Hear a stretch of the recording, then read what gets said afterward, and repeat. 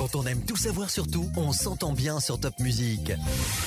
Jean-Charles Païs, bonjour. Vous Bonjour. êtes responsable du recrutement des ressources humaines plutôt chez Abrapa. Abrapa, une association d'aide à la personne. Et aujourd'hui, vous lancez une grande campagne de recrutement. Expliquez-nous.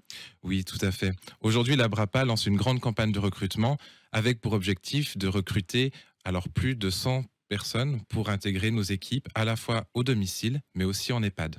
Alors, ce recrutement, c'est du CDI que vous proposez ? Alors aujourd'hui, on propose plusieurs typologies de contrats, du CDI, du CDD, du cumul emploi-retraite pour les personnes intéressées. Aujourd'hui, toutes les possibilités sont offertes au sein de l'Abrapa. D'accord. Alors, quel est un petit peu le profil des gens que vous recrutez ? Alors aujourd'hui, nous recrutons à la fois des personnes qualifiées, mais aussi des personnes débutant dans le secteur de l'aide à la personne.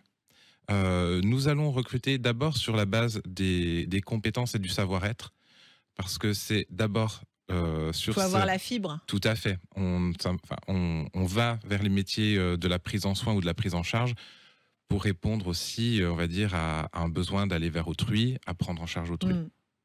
Donc il faut aimer s'occuper des autres. C'est un métier de cœur, c'est un métier de passion. C'est un métier de passion, un métier de vocation, c'est un métier que l'on fait d'abord sur une conviction aussi personnelle. Alors des hommes et des femmes, peu importe. Des hommes, des femmes. Alors effectivement, aujourd'hui, les profils que nous recherchons sont ouverts aux hommes. Ça veut dire que vous avez plutôt des femmes. Ah, effectivement, en majorité. D'accord. Et votre secteur d'activité, c'est de la personne âgée à la petite enfance ? Alors aujourd'hui, l'Abrapa couvre un champ assez large. Alors effectivement, on a des activités de petite enfance, des micro-crèches, mais aussi de la garde d'enfants à domicile. Et on va couvrir aussi le périmètre des personnes âgées, des personnes en situation de handicap et des lieux d'accueil spécialisés type EHPAD. D'accord, donc en fait, c'est à domicile ou en EHPAD ou en micro-crèche. Tout à fait. D'accord. Au niveau des personnes qui ont besoin d'un diplôme, quels sont les métiers ? Alors aujourd'hui, sur les personnels qualifiés, on va plutôt être axé sur des aides-soignants ou des infirmiers diplômés d'État. D'accord. Et également à domicile ou en EHPAD ? Alors à domicile, effectivement, on va retrouver des aides-soignants. On va aussi avoir des auxiliaires de vie sociale. Alors vous avez aussi pas mal de personnes qui veulent une reconversion professionnelle, je crois. Tout à fait.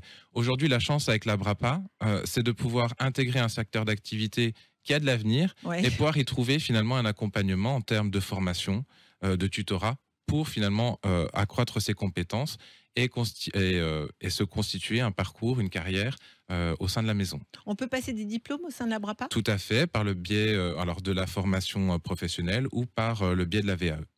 Alors, par exemple, si je commence à domicile, je peux finalement aller en EHPAD, c'est-à-dire qu'il y a une mobilité au sein des équipes ? Alors aujourd'hui, effectivement, on a une politique qui va promouvoir la mobilité interne, accompagner les collaborateurs dans cette démarche, donc soit par le biais des bilans de compétences, par la mobilité, on va dire, classique, formation et intégration sur un nouveau service. Aujourd'hui, on fait tomber les frontières entre nos activités pour pouvoir proposer de vrais parcours et de vie et de carrière. Alors l'Abrapa, c'est au départ une association qui a 61 ans, qui est née dans le Bas-Rhin, pour venir en aide au départ aux personnes fragilisées. C'était quoi l'idée ? Effectivement, c'était la plupart des associations comme l'Abrapa se sont constituées à la sortie de la Seconde Guerre mondiale pour aider effectivement les personnes à domicile. Donc notre cœur d'activité, ça a d'abord été l'aide à domicile et ensuite on a développé un certain nombre d'activités connexes pour finalement mailler tout le champ de la prise en charge des personnes. Et aujourd'hui, vous n'êtes plus que dans le Bas-Rhin, vous vous êtes étendu. Tout à fait, on est présent sur 3 autres territoires en plus du Bas-Rhin, donc on est présent sur Paris, dans le Loiret et dans le Jura. D'accord. Le fait d'être une association, ça change quoi ? Alors aujourd'hui, ça va surtout changer le sens que l'on donne à notre action. Donc en tant qu'association, nous sommes à but non lucratif, donc c'est-à-dire que le chiffre d'affaires que nous allons réaliser va être immédiatement réinvesti pour promouvoir nos prestations, entretenir notre patrimoine et va être aussi réinvesti dans nos salariés. Donc en termes de rémunération, avantages sociaux et autres. C'est pas parce qu'on travaille pour une association qu'on est bénévole en fait. Alors même au-delà de ça, c'est pas parce qu'on travaille pour une association qu'on est un amateur. Faire le choix de l'Abrapa, c'est faire le choix du professionnalisme. D'accord. Et d'ailleurs, dans les avantages que vous proposez à vos salariés, est-ce qu'il y a des avantages qu'on pourrait un petit peu énumérer pour leur donner envie ? Alors, effectivement, sur la partie aide à domicile, on va avoir des majorations extra-conventionnelles, c'est-à-dire majoration du travail le samedi, majoration du travail le dimanche. On va aussi avoir des pieds levés pour les mobilisations. Qu'est-ce que c'est un pied levé? Un pied levé, c'est une mobilisation, on va dire, de dernier moment, un peu d'urgence. Par exemple, quand un collègue est absent et que finalement, on a besoin de pouvoir le remplacer assez vite pour pouvoir prendre en charge une personne. D'accord. Donc ça, vous arrivez en fait à proposer, entre guillemets, à vos clients une assistance H24. Alors, on tente de le faire, et c'est pour ça qu'on recrute et qu'on a de gros besoins. Mais aujourd'hui, on essaye effectivement de promouvoir une continuité de service. D'accord. Je crois que vous remboursez également les frais kilométriques. Aujourd'hui, ça compte? Oui, tout à fait. Alors, nos professionnels, notamment à domicile, utilisent leur véhicule personnel dans le cadre de leur déplacement. Et à ce titre, ils ont un remboursement d'indemnité kilométrique pour l'utilisation de leur véhicule.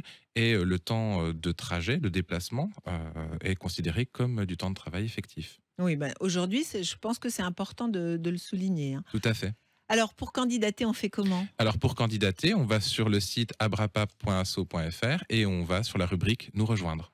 Bon, écoutez, ça a l'air simple. Donc, je crois qu'on peut faire un appel ici en disant à toutes les personnes, si elles ont la fibre et l'envie d'aider les autres, elles viennent vous rejoindre. Et elles s'engagent avec nous, elles nous rejoignent, tout à fait. Une belle émotion partagée. Tout à fait. Merci beaucoup. Merci à vous. Quand on aime tout savoir sur tout, on s'entend bien sur Top Music.